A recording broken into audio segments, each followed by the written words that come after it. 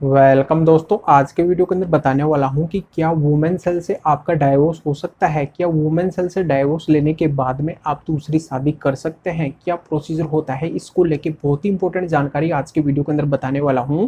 बिल्कुल ध्यान से पूरा वीडियो बिल्कुल अंत तक देखना है, कहीं से भी स्किप नहीं करना है। उससे पहले बता दूं, इस चैनल को सब्सक्राइब नहीं किया है तो सब्सक्राइब भी कीजिए, बेल आइकन पर वीडियो को लाइक करके शेयर जरूर कर दीजिए। तो चलिए शुरू करते हैं। तो दोस्तों यहाँ पे मैं क्लियर कर देता हूँ कि मेरे किसी एक जानकार के जरिए से एक व्यक्ति मेरे पास में आता है, अपने कुछ डॉक्यूमेंट्स लेके आता है, मेरे को दिखाने के लिए आता है।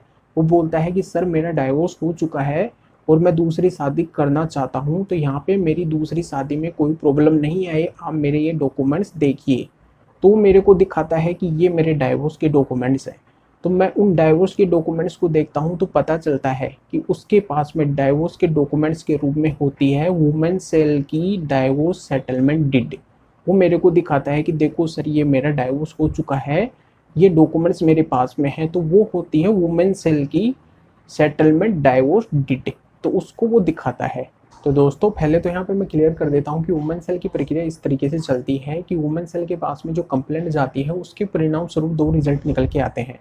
पहला तो होगा एफआईआर, यानी कि अगर बात नहीं बनती है तो वाइफ क्या करती है, हस्बैंड के ऊपर एफआईआर करवा देती है। तो पहला तो रिजल्ट ये निकल के आएगा। दूसरा रिजल्ट निकल के आता है वो होता है सेटलमेंट।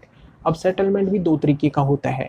पहला सेटलमेंट तो ये होता है कि हस्बैंड वाइफ दोनों साथ में रहेंगे, या फिर दूसरा सेटलमेंट ये होता है कि दोनों साथ में नहीं रहेंगे, इन ग्राउंड्स इन शर्तों के आधार पे दोनों डाइवोर्स लेंगे। तो वहाँ पे वो बोलते हैं कि अब हमारा साथ में रहना पॉसिबल नहीं है, हम डाइवोर्स लेना चाहते हैं।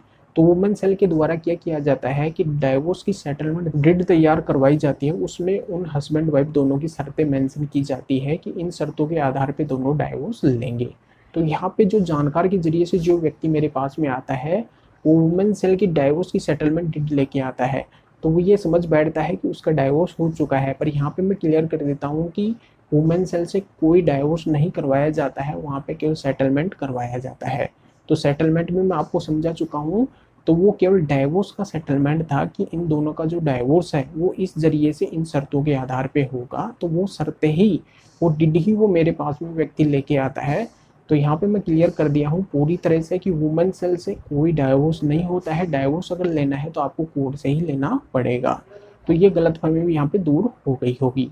तो वीडियो लाइक करके ज़्यादा से ज़्यादा शेयर कर दीजिए, उन लोगों को भी जानकारी का पता चल सके। तो फिर आगे मिलेंगे आपसे नए वीडियो नए टॉपिक के साथ में। आप सभी का बहुत बहुत धन्यवाद।